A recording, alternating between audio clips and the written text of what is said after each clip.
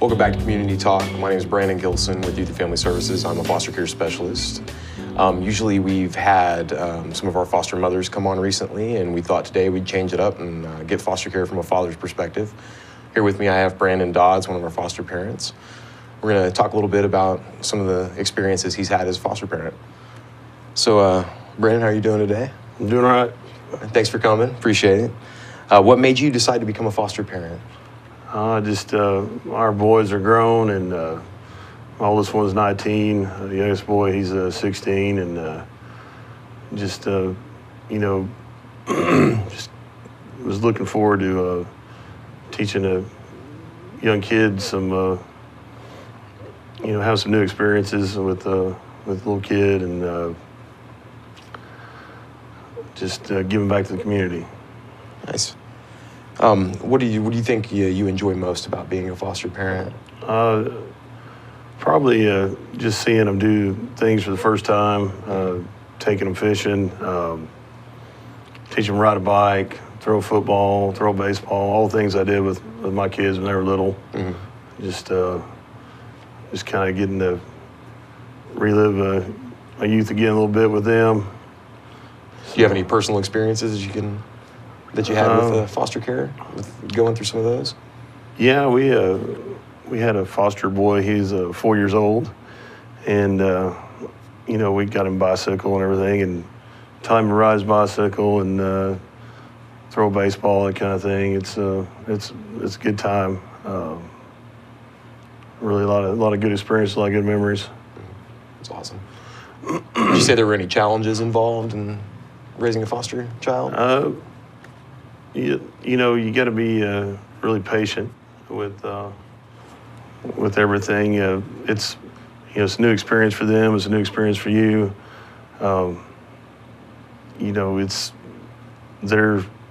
They're coming into a new house, and you're new to them, and they're new to you, and you just got to kind of learn their personalities and take an easy hand on everything, not be too hard on the reins, and just be patient. So if someone was asking you, Brandon, thinking they were interested in foster care, what would be some advice that you would give someone that was interested? Well, if you going through youth and family, they pretty much walk you through everything. They take you through the training. All the counseling and everything is available. If you're the son or daughter that you or the boy or girl you foster needs some help there, that's always available. And they walk you through all the paperwork, all the training, and it's pretty much as long as you put forth the effort and you pass the background, it all works out. So, did you have any bad experiences or? You just got to be patient. Difficult, maybe bad's probably not that. Yeah, not really bad. You just got to be patient. It takes a while to get everything done. I mean, it took us right around 6 months, which that's not a long time if you really think about it. But it's the approvals and things. Right. Yeah, and there's a lot of times you end up doing the paperwork more than once, but it's because the time limit has run out. And you said you have 2 boys of your own, right? That's correct, yeah. And how did your biological kids feel about you starting foster care? They were all for it. We talked about them with it beforehand, and they were okay with it. They enjoy spending time with them. So they got involved? Oh, sure, yeah. They were out there playing with him and encouraging him and teaching him to do things just like we did. And they kind of take it like an older brother role. Right. And it's they kind of help us get into the routine also, as far as like dinner times at a certain time, and then bath time and all that, and just because it'd been a long time since y'all had young children in the house, hadn't it? Yeah, it was a big change. Yeah, I was pretty, getting your 40s, you get a little cynical, a little kind of judgmental about things, and you just kind of take a step back, and you can't be that way around a little kid. You got to be positive and be excited about things again, which it is exciting to. It's probably good for you too. Oh, definitely. Yeah, it's a good experience all the way. And so kind of helps you look at the world a little different. Sure, it's been a good time. We really enjoyed all our time with him. So.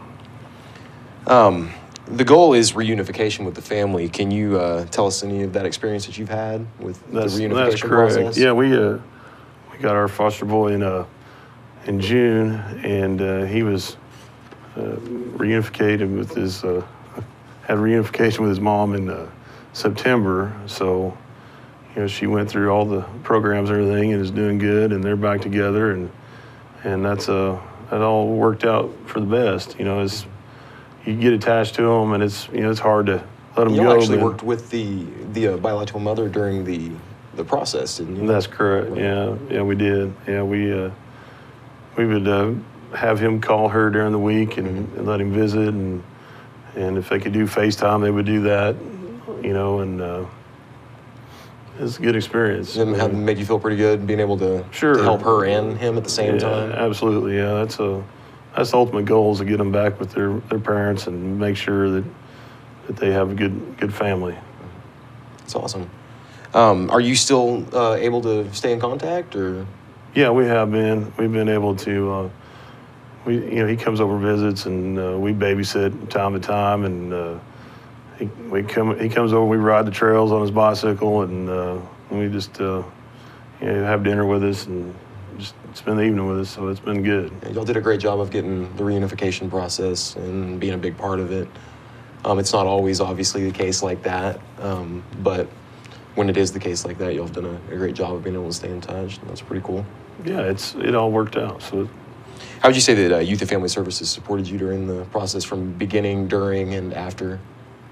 Yeah, it's been good overall. They've anytime we had any questions or problems or anything, they were always just phone call away. Just you guys are really personable and professional, and just all the answers as far as what's going on and what's going to happen next. And I didn't have any idea what to expect, but it was all positive. So. Well, parents like you guys make it pretty easy to help too. So you guys did a lot of work, a lot of hard work, and put effort forward.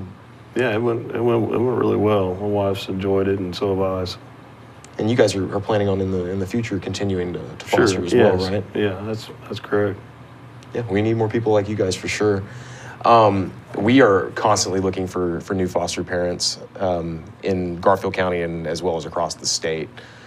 We have got way too many kids in custody and not enough homes.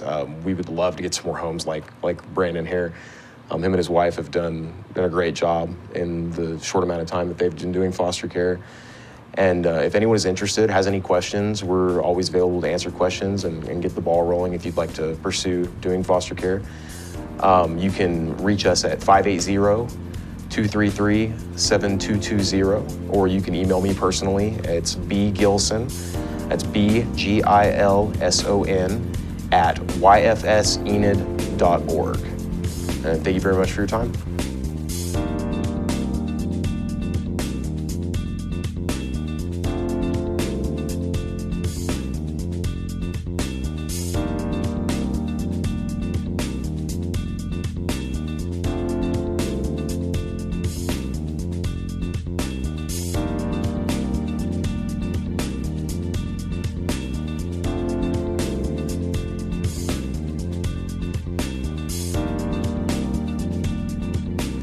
Hi, I'm Brenda Bingham with the Blue Star Mothers, and I'm the president of our chapter. And I have with me today Jolene Taylor. She is our treasurer, and so she keeps us up to date on our banking and all of that. And she really does a good job. She always says that she's not doing it right, but she is. But anyway, we're here today to just share a few things that we've been doing and kind of just chit-chat a little bit and let you know a few things going on. So we'll start with our meetings.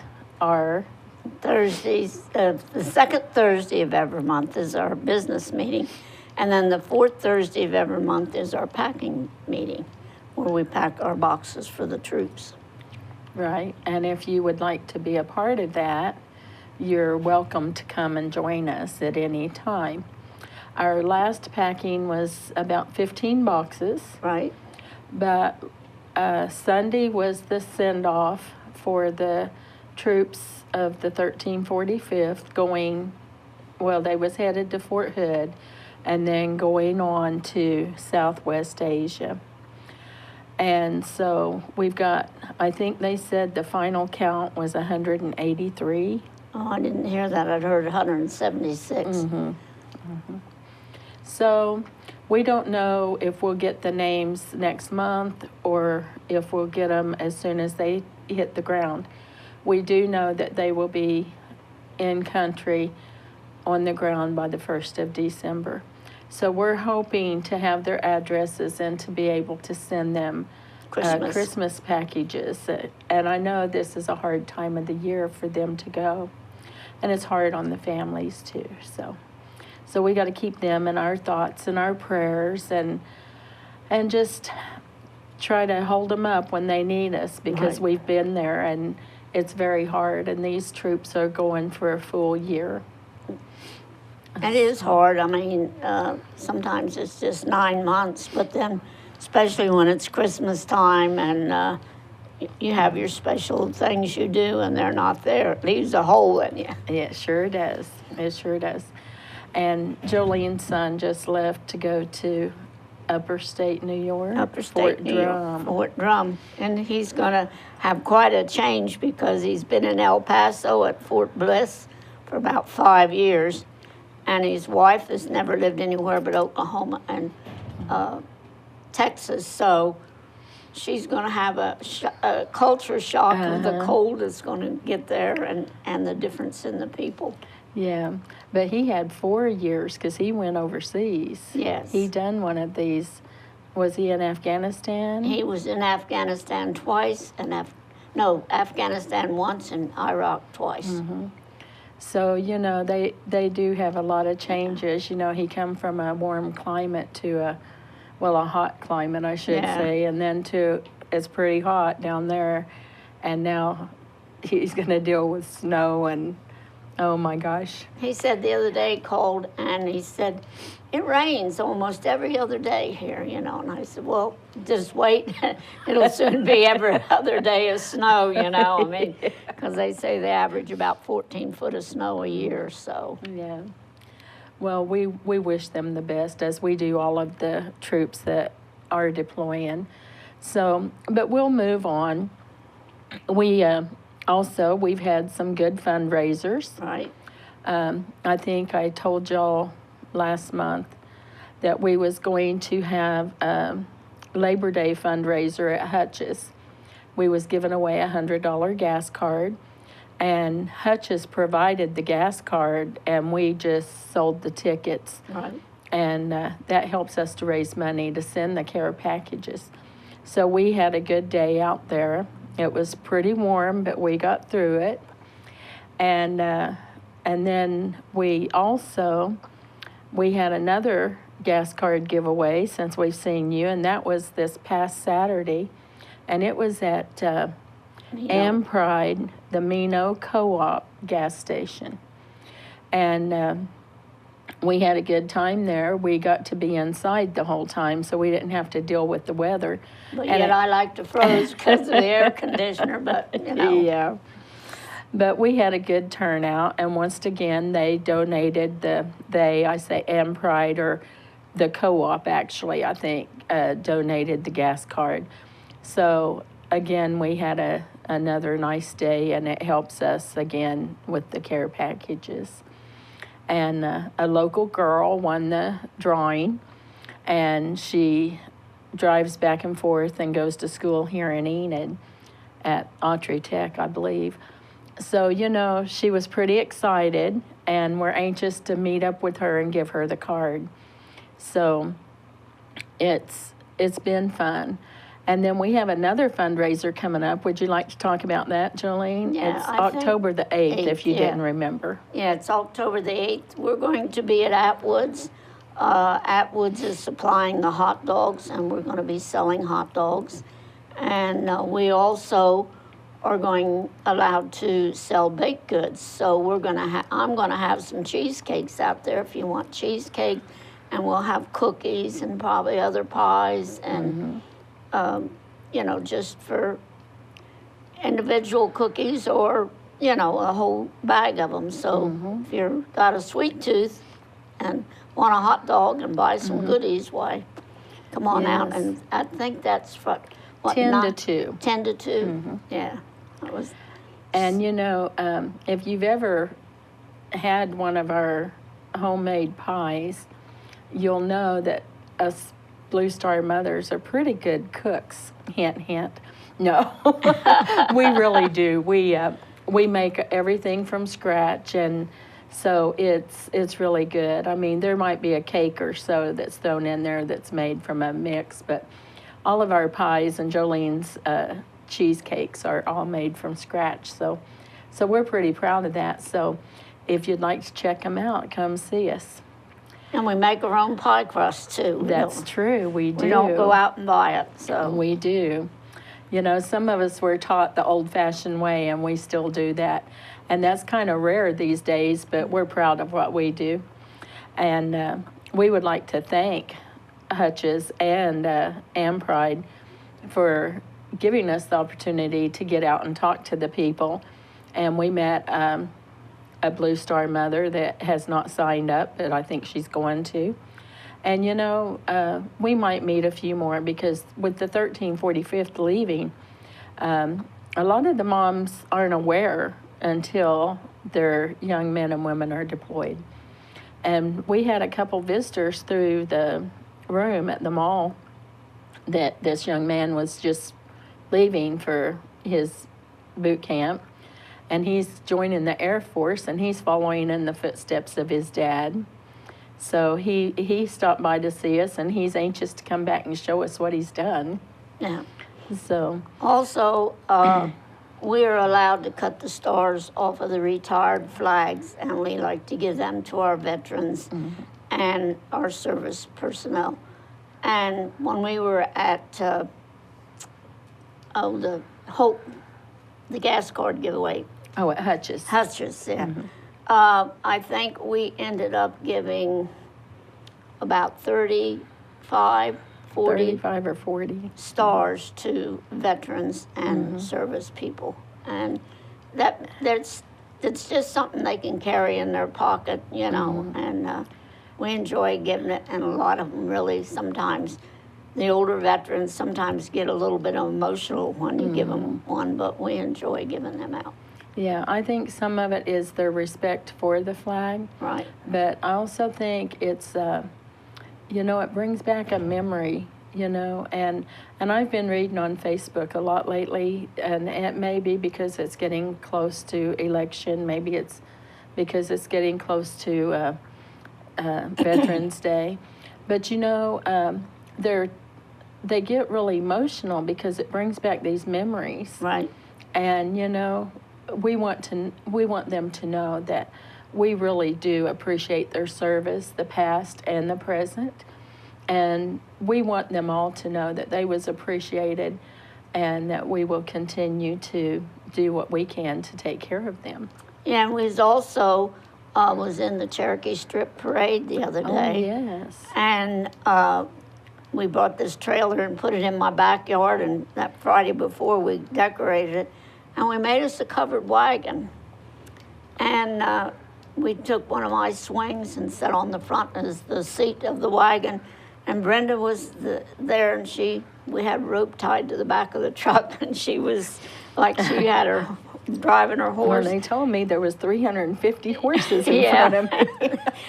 And I had a retired bull rider's chaps on and a leather vest and spurs and boot, and I even got out my toy, well, it's not a toy, it was my BB gun I had as a kid, and I had that, and I was riding shotgun, and we won first place, and we were just tickled to death and had a lot of fun. Exactly, and if it wasn't for our volunteers, my husband was there, and Jolene's son was there, and my son helped, and then, my son didn't help decorate, but he helped get the trailer there and helped us run all over town to get the stuff, the hay and all of that, which was loaned to us. And then Chris is a associate, which is actually a Blue Star Mother's son-in-law, and he helped. And you know, with all of these people helping us, we really got to do what we enjoy doing, and yet we still get to support our troops. We still get to be recognized that we're out there doing things for our troops. And, you know, and we flew our flags as we always do. And so we had a good time, and we was dressed, all of us was dressed kind of country, and the bonnets, you know, that they used to wear. So it was a lot of fun. We miss out on seeing some of the parade, but yet, you know, you have a good time. Yeah, we did. And I made pizza, and everybody was happy eating pizza while we were doing it. So that's right. We just had always a good become time. like a family when we're doing this. And, you know, like we say at Nationals, us Blue Star mothers are sisters. Right. And we really have become like sisters. You enjoy each other, and you get to do things. But right quick, before we run out of time, I wanted to remind everyone that we still are taking donations for our boxes, our care packages. Anytime that you have something and you want to drop it off, we'll be at the store on Thursdays and Fridays, usually from 10 to 5, unless one of us have an appointment and we can't be there. But we try to be there. And if we're not there, you can leave it with security at the security gate or desk down by the train station. Right. And we would like to say thank you to all of Northwest Oklahoma. Thank you to Enid Television for allowing us to be on here and say what we have to say. And, you know, we don't want to leave anyone out, so we just cover all of Northwest Oklahoma. And thank you for anyone that's bought a ticket and helped us out that way. And we need to be in prayer for our country, for our troops, for their families. And, you know, we don't know what's out there for us, but we want everybody to know that it's from our heart that we take care of our troops. And it's because we're mothers of military men and women. And we always want to make them proud of what we do, because we're very proud of what they do. Is there anything you'd like to say in closing? Well, one thing, as a mother, you know, people don't like to answer their phone in the middle of the night, but when they're deployed, that phone rings, you answer it, because they get a chance to call you if you never know what time it's going to be. That's right. You become glued to that phone. And with that being said, all of the moms and dads out there and the husbands and wives that's had to send off their family, we appreciate what you're doing, and it's costing y'all as much as it's costing the troops. So remember that you're in our thoughts and our prayers. And I guess we'll see y'all next time. Thank you, and have a great day.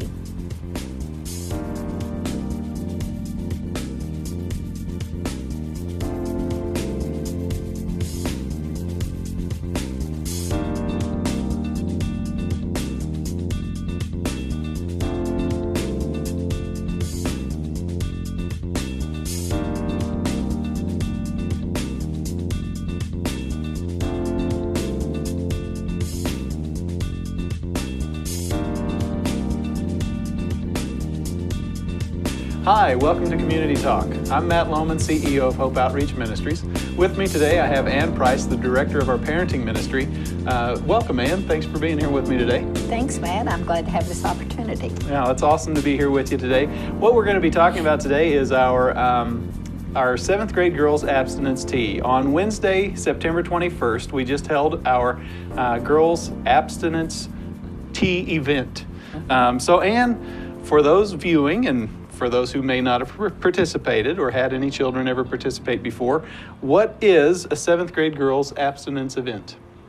Well, Matt, 9 years ago, out of a concern for how young some of the people were coming into our center for classes, we approached the school system about having a character-based abstinence event, tea, and we found out through the school that if we took it from a character-based perspective, that we would be allowed to have it, and that there's a state mandated requirement in the state of Oklahoma for character-based abstinence to be taught. So because it met a need they had, and because we said we would do it from that perspective, we've been allowed to do that. Wow. So you said 9 years then we've been doing it. This is the 9th year. We did it the first year as a trial. We thought we would do it 1 year, and we are in our 9th year. So rough calculations, I think we estimate that we've now touched and been able to give this message to over 4,000 girls. About almost 500, about 475 came this year, and so you multiply that by 9, and you're getting close to about 4,000 young people that have heard the character-based abstinence message. That's awesome. Now, how many, well, I guess I'll ask this question. Why 7th grade? It's the 7th grade girls abstinence event. It's been the 7th grade for 9 years. Why 7th grade? The school system set the grade. Okay. And at the time, 9 years ago, middle school, which we used to call what was it before middle school? Junior high. Junior high. Junior Yeah. high. Started at 7th grade. Mm-hmm. And they said that's when they begin to see this problem occur, is when they start junior high. Okay. Now we have 6th grade girls, and there's been talk about changing it, but we go by the school system's desire. Okay, the school system's desire, and that meets their curriculum in that Yes. age grade, their grade as well. And it may be part of the state mandated requirement, I'm not sure. But. Okay. Well, how many schools were represented this year? Well, ever since the first year, we only did Enid as a trial, and then the other schools in Garfield County heard about it and called us to see if they could participate, because all the schools have the same problems going on. And of course, we agreed to, not knowing what a mammoth thing it was going to be. And we also do Hennessy. And this year, for the first time, the Homeschool Association called. So we had, as far as we know, every 7th grader girl in Garfield County. Wow.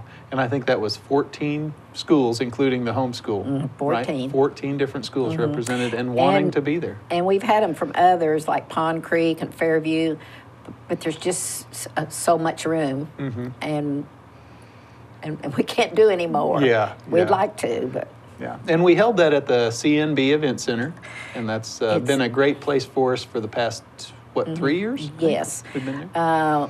We have to have a place large enough to accommodate that many young ladies, and so it's a perfect place. Not only does it look like a tea room, it's beautiful, but it's size-wise meets our criteria. Meets our needs.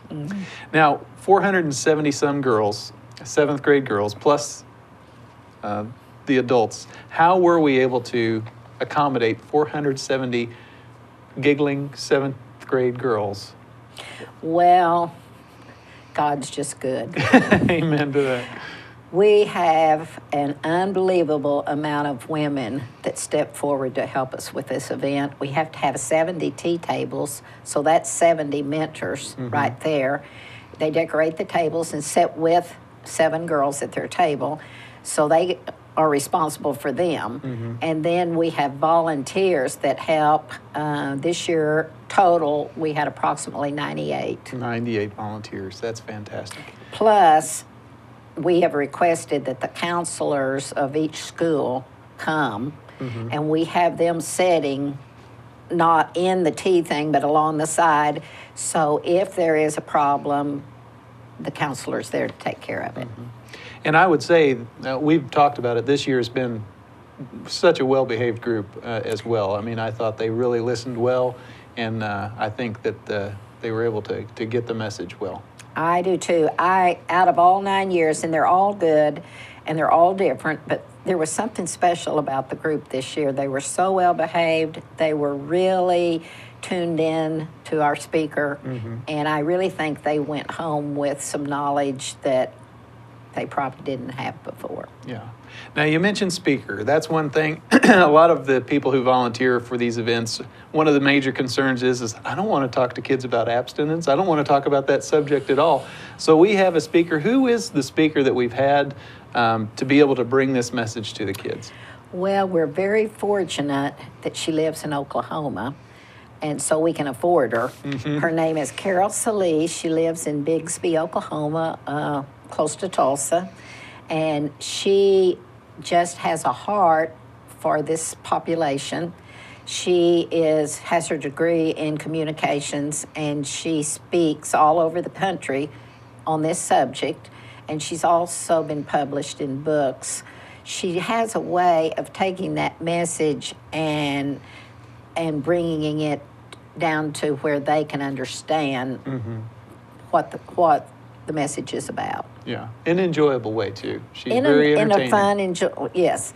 She always, with whatever she's talking about, she has some kind of a story or something that she can use, a visual or something that can bring home. And then she always, after she talks about it, gives them something they can do or say to prevent themselves from getting pulled into situations. Okay. So she gives them a lot of help. Yeah. In that area. I always think she does a great job. She's a really good great. speaker. So we did the girls' event September, just this month. 7th grade girls are covered. Now, what about the boys? Well, we also do a boys. We call it a tailgate bash. You know, boys would never want to sit around a tea table. So we're very fortunate that NOC allows us to come out there, and we have it around their golf course. And it's like a picnic, sort of. You have hot dogs and chips and things. And we also have men that come to mentor those young men. And they say that 60% of the young men in Garfield County don't have a father figure in their life. And so these men come and just spend time with them. They might be playing a little golf or throwing the football or just sitting and talking to them, connecting. And then when it's time, then they go up, and my son Brent and Ray Rose are the speakers that we use. And they get the same message, but from a male's perspective. Yeah, that's good. Did you notice that Brent and Ray, she mentioned your name, so you're booked for March. I just want you to, if you're watching, I want you to know. But let's just say too, Ann, somebody's sitting at home, they haven't participated in one of these events before, and they're saying, this sounds great. I think this is really valuable to our youth. I want to be able to get involved, either with the boy side or the girl side. What are some things that they could do to be able to get involved with our abstinence events? Well, one of the main things that the men can get involved in is to come and spend time with a boy, to mentor. When they say mentor, sometimes it scares them because they think they're going to have to talk about the message. But we don't want them to do that. The speaker will do that. We want them just to connect with the boy. And everything else is pretty much taken care of for the boys. It's much easier. The girls, it's a very expensive event. It takes about $5,000 to put it on each year. And so if people want to donate financially to it, that really helps. Again, the mentors and the volunteers, anybody that wants to participate can let us know. If they want to do it financially, we give door prizes. We have businesses that give door prizes like Tinker Federal Credit Union. It's just an example. We also had the gift box, and we've had razzmatazz in the past, and just Rick's Pharmacy. Just about any time we walk in and tell them what we want it for, they are very, very quick to help support. Yes. I think having it, as long as we have, they know what it is, most of the businesses. We also just, have individuals donate money or, just anything like that. There's lots and lots of ways that you can be a part of it, either physically or other ways. And usually one of the things that we do beyond the event is to try to give the girls and the boys a little gift as a reminder of it, something they can wear, like a bracelet or a necklace or a ring, to where they can remember the message as well, right? Our theme of the girls is guard your heart. And so you can find a lot of little necklaces or rings or things that has that on it. It's just a reminder they can wear. And we give a band for the boys, like a man's strength is in his character, something like that. Excellent. And real quickly, Ann, you mentioned it costs that kind of money. We do try to help some of the people in the community, some of the businesses will help out. But how much do we charge the schools to be able to put this on? This is a free gift to the schools and the students. Awesome. We feel like it's a message that is so important today, and they are giving us the opportunity to do it, and all they have to do is put them on the bus and bring them to us. And we appreciate it, don't Yes. we? Okay, so you mentioned how they can get plugged in, some of the things that we would really enjoy them to do and to participate for a wonderful cause, to be able to invest in the youth, invest in our community by taking one day, maybe 2 days out of the year to be able to do this. How do they get a hold of us? How do they get this information?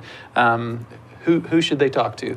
Well, when we first started it, Glenda and I pretty much did it. We now have a lady that works for us over at the parenting ministry, Dina Stratton, and she loves to do events.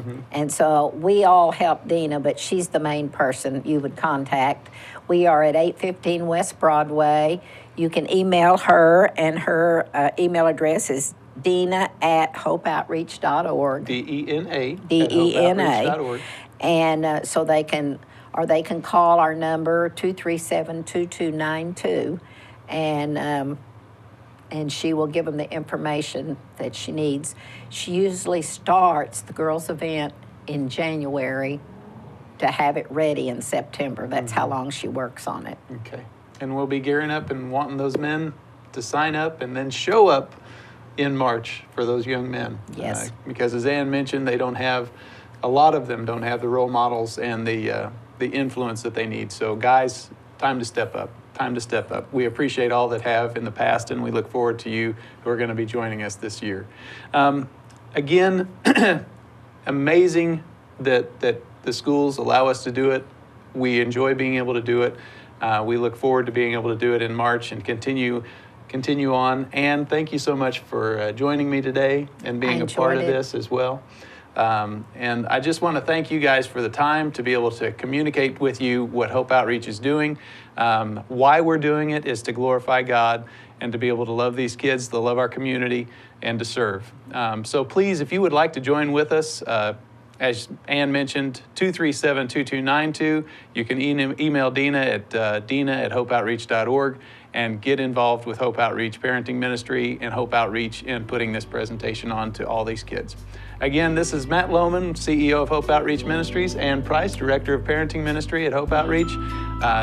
Wishing you a great day and a wonderful tomorrow, and we'll see you next time.